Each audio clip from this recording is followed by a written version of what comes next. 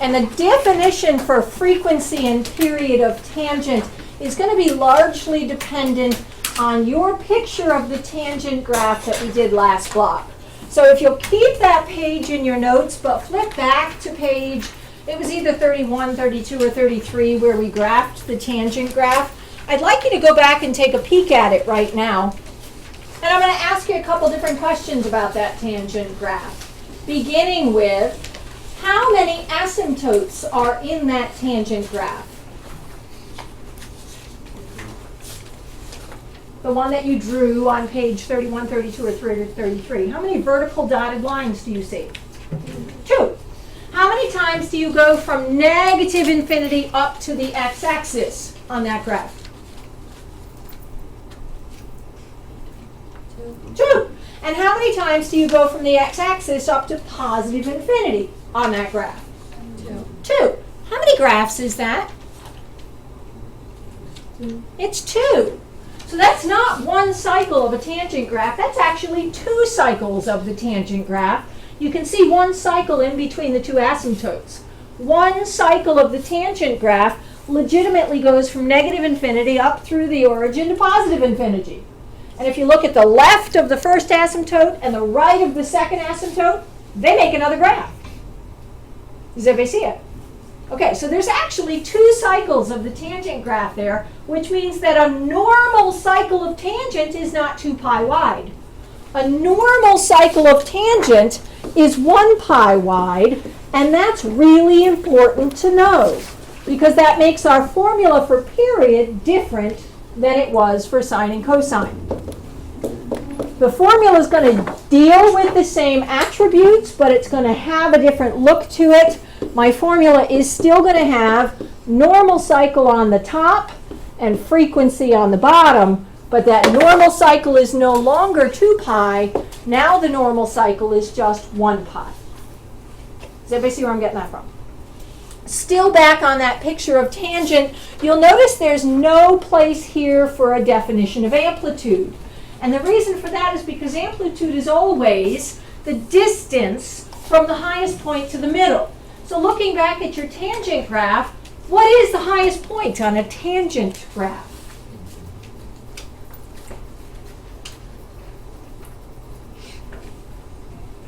It's infinity, but infinity is not a number. Infinity is a place. It's a general set of numbers that describes uber big. But no matter what uber big number you pick, I could pick a bigger one. So is there a highest place on the tangent graph? No, and that's why we haven't defined amplitude here, but I am just going to quickly make a note about it. The amplitude for a tangent graph will always have the same answer, and that is there isn't one. You can't give me a highest point on a tangent graph because the tangent graph just keeps going higher and higher and higher. Now, that means that the biggest issue for amplitude, frequency, and period for tangent would be a question that looks like this. If I gave you this question, the biggest mistake people are going to make on this amplitude is to put that as your answer, when that's not your answer. Your answer is always the same, and I just told you what that answer was going to be. That answer should be doesn't exist. Why did I put a 4 there? I put a 4 there because the number in front of tangent is 4. And that's what I do for sine and cosine.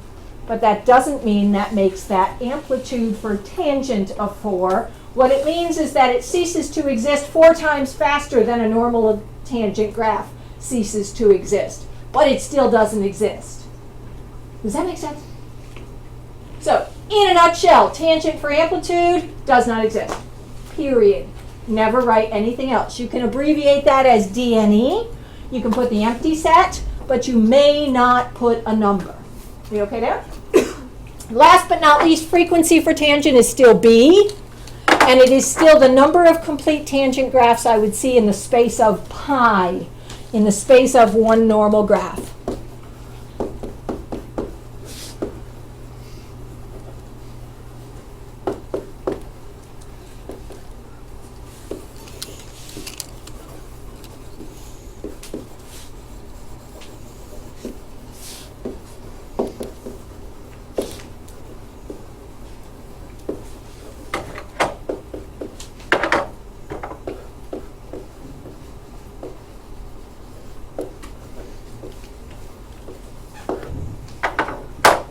And to turn these definitions into a graph that doesn't require a table, effectively I need to have just a quick generalization of the sine and cosine graphs.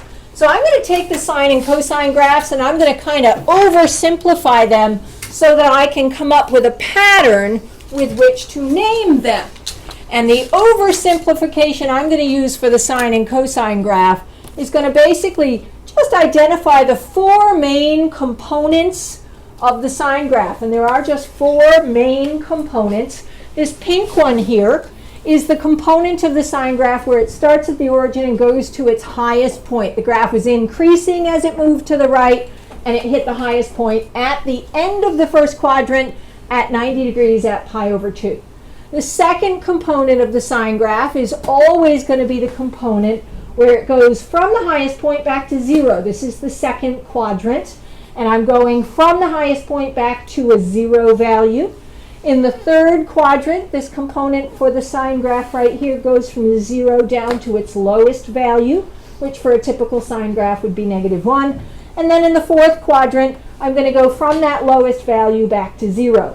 Now I'm going to oversimplify that into a pattern of 0, high, 0, low, 0. This is 0, this is high, this is 0, this is low, this is 0. And effectively what I've just done is just highlight the 5 main points, or the quadrant ends, the 0, 90, 180, 270, and 360 values, where they go from 0 to its highest point, to 0 to its lowest point, to 0. And I'm going to call that my pattern for a regular sine x graph. Now the biggest issue with that is if I negate the sine x graph, it turns upside down. So if I negate the sine x graph, that pattern has to change.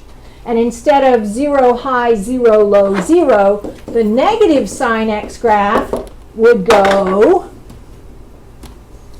0, low, 0, high, 0, where I went to my lowest point first instead of my highest point. Does everybody see where I'm getting that from? And I'm just trying to come up with a quick synopsis of pattern, because it's the pattern that's going to make graphing a trig graph easiest. For the cosine graph, I start high and go to 0, that's my first quadrant. Then I go down to my lowest point, that's my second quadrant. Then I go back to 0 in the third quadrant and back to my highest point in the fourth quadrant. That means I'm going to oversimplify the cos x graph to having a pattern that I will call, I bet you could guess, high, 0, low, 0, high. Anybody not see where I got that from? Here's high, 0 at 90 degrees, low at 180 degrees, 0 at 270, and high back at 360 or 2 pi. That means when I negate the cosine graph, instead of having 2 highs and 1 low, I'm going to have 2 lows and 1 high. Does everybody see where I'm getting those patterns from? Okay, now that's relevant because when I go to put a graph together, like this graph of 3 sine x, I want to see 5 things on your paper. And you will show me these 5 things for every sine and cosine graph. For tangent graphs, you're just going to use your calculator. I'm not going to ask you to graph a tangent graph without a calculator. The asymptotes make them too hard, even for you guys. So there are 3 tangent graphs on your homework. Type them into your calculator. No work need be shown. Just plot the values. Get me the graph. 3 of them. The other graphs on tonight's homework, you're going to show me 5 things. The first is you're going to choose the pattern based on those patterns that I just gave you. This is a positive sine graph, so I'm going to write 0, high, 0, low, 0. I want to see that. I want to see which pattern you were following. The second thing you're going to tell me is what the amplitude, frequency, and period were. And the amplitude, frequency, and period are what we just discussed. So for this one, the amplitude was a 3. The frequency was a 1. There's no number in front of x. That means it's a 1. And because the frequency was a 1, the period is typical, or 2 pi. And last but not least, this is a new definition. I'm going to have you write an I under there. And I stands for interval. And essentially what that interval is going to try to tell you is the width of each one of these pieces. Notice there are 1, 2, 3, 4 pieces to each graph. Cosine also has 1, 2, 3, 4 pieces. So how wide will each one be? Well, legitimately, 1/4 of the whole graph, or 1/4 of the period you just wrote down. Does that make sense? So for my particular purposes on this graph, I am going to write 2 pi over 4 to be my interval, and then I'm going to figure that out in my head in terms of count by numbers. I like doing it as pi over 6s. So how many pi over 6s would that be? That would be 3 pi over 6. That's my equivalent fraction, where the numerator coefficient is half the denominator coefficient. So basically where I got that from. Now that means to graph this thing, and this is probably the most important part, you're going to follow this pattern, and you're going to use 2 basic pieces of information from AFPI. This is your up-down movement, and this is your right-left movement. So I am going to begin this graph starting at 0 on the y-axis. I always begin graphing on the y-axis. I'm going to move right 3 boxes. I'm here now. And then I'm going to raise that point up 3 units to cover my amplitude. Hang on, I need to change my scale here. I'll make this 3 and 4. Sorry, my bad. And so now I have a point that is right 3 boxes and up 3 units.